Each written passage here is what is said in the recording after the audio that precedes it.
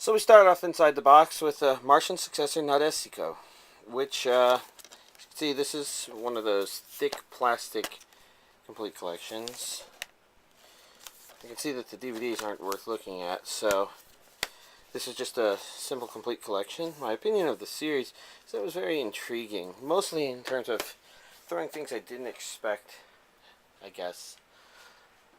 Maybe there was more to it, but I only remember those surprises. I also have the movie, but The Prince of Darkness, but I actually haven't watched it yet. I've seen a music video of it, timed to Futurama music, though, for a long time. Next series is Jigoku Shoujo, I think is the Japanese name, but Helgo. Maybe I shouldn't try and do fancy things with trying to pronounce Japanese names, since I'm not good at it. As you can see, I've got the Funimation 6 individual DVDs with the box set release. I don't remember the username of the person that asked me to show this, but this is what you were planning on collecting as well, right? It's really nice to have this. It's got some great pictures in it. Unfortunately, I wouldn't try and get attached to the dub if you're a dub person, because Season 2, Parts 1 and 2, as well as Season 3, Part 1 and 2, are all subtitled only. Although, let's see. That said, I went from dub to sub pretty good. I think that means that the dub's pretty good, catches kind of the personality of the characters really well. And I would say that if it's something that you would consider watching, it may be worth watching, because I think the third season was actually my favorite. Kind of a balance between the intriguing mystery behind the series itself, as well as not being too stressful to watch, maybe. And actually, hold on. Yeah, that is DVD 1. And then you've got Elfen Lied. Unfortunately, I am not aware of the OVA being released on any of the DVDs. It's a very, it's an entertainingly messed up anime. Not too, messed up, I guess, to turn me off, like some other shows that kind of come to mind. Now that I think about it, I actually showed Tenjho Tenge kind of recently, didn't I? You can see here, there's a little extra thing. I actually have the poster board still attached to the front of it. The mini pencil board, I think is what they're called. Oh well. I don't have it for all of the volumes. I don't even remember if there was a box set version of this. I do have it. I remember it being really interesting until it decided that the last half of the series needed to be a long flashback that wasn't as exciting. So I never finished it. There's another poster board on the front of that. Another poster board on the front of that. Oh well. Maybe I'll get around to finishing watching it someday.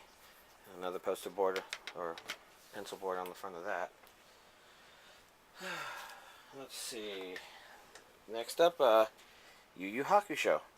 Now, I bought the packs of 13 episode versions. Each of these has 2 discs. I think only the first 3 came with limited edition options. Those would be keychains. But yeah, I don't remember how far in I was. Definitely not past the halfway point.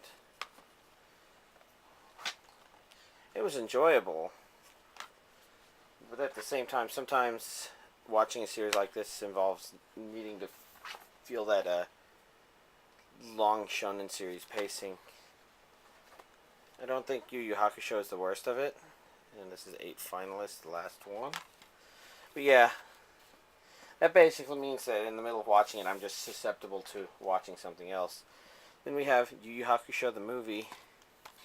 This DVD is, of course, really strange because it also has a Ninku the movie, which is not related to Yu Hakusho as far as I can tell. And then we've got Yu Hakusho, the movie Poltergeist Report, which should be the second one, although I think the first one was also called Poltergeist Report, so, or maybe Poltergeist Report is kind of a subtitle for Yu Hakusho in general. But either way, this is the picture on the second movie, and I do believe it is the second movie. So, there's plenty of One Piece DVDs to show. It's a nice long series. Actually, I guess nice is maybe not the correct word. But it's a long series, and I'd say it's a good series, despite how long it is. I'm not exactly sure what it is, other than the fact that it tends to have some pretty good payout. When you watch it, sometimes you wonder if a story arc is going to be cool or not, but then it gets awesome. And I think it's pretty consistent in what happens there with the more important story arcs. And then they have some side story arcs that aren't supposed to be. They have a general destination of where they're going, kinda, at times. But there's also not as much of a sense of urgency as you see in a lot of other shows that fuck around with you, take forever. Let's see. I'm just having to find a... We have to be careful with these. My friend's DVD player remembers where in the DVD he is, but there's enough DVDs where we have to keep special track of which DVD he's actually on.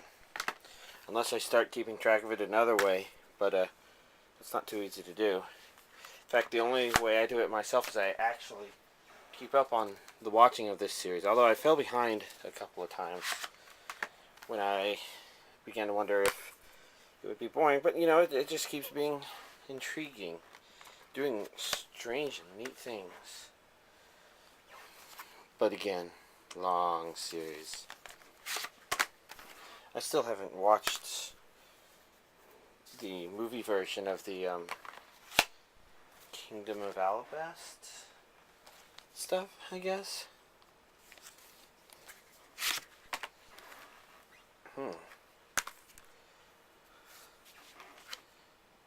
This one's a combination. Have they all been combinations of? Because we got these people. Huh. They have been combinations, haven't they? It's not too bad.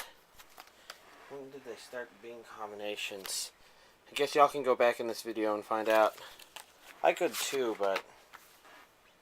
Huh. But I'm not gonna bother. Because I'm just showing you. And then once we get to the third season stuff, I'll just go ahead and put them down since they're not as... See, third season stuff is stuff I remember the best because it's the most recent. And once again, you know, it's very similar. That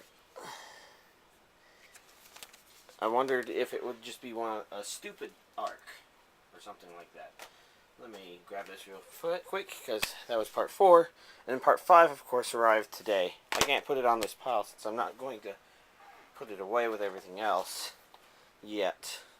And this is the movie I talked about. Alabasta. So I believe this is just a movie version of the events that happened in the Kingdom of Alabasta. I'll have to watch it sometime. Maybe not tonight. The Pokemon movies. This is a collection of the first 3 movies. The first movie was the only one I ever watched younger, and I enjoyed it. But going back and watching it and then seeing the second movie for the first time, I have to say I actually like the second one better. This is the 4th movie, and then Pokemon Heroes, the 5th movie. I think a couple of these have been re-released recently. We got Jirachi Wishmaker, which I guess would be the 6th. I'm assuming I do a good job of keeping these in order. Destiny Deoxys, 7th. Lucario and the Mystery of Mew, 8th. 9th.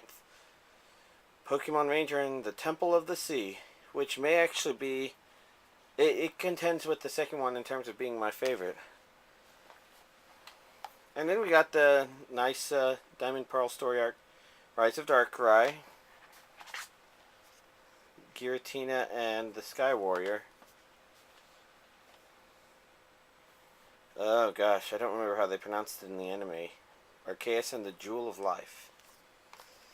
Those would be the Pokemon movies that are out on DVD right now, unless I missed the release of one that aired in Japan kind of recently. But last but not least is Sengoku Basara, Samurai Kings, which I have not watched yet. Although, there's plenty of stuff for which that is true. Anyways, it's a simple little release. And that would be all of this week's Inside the Box.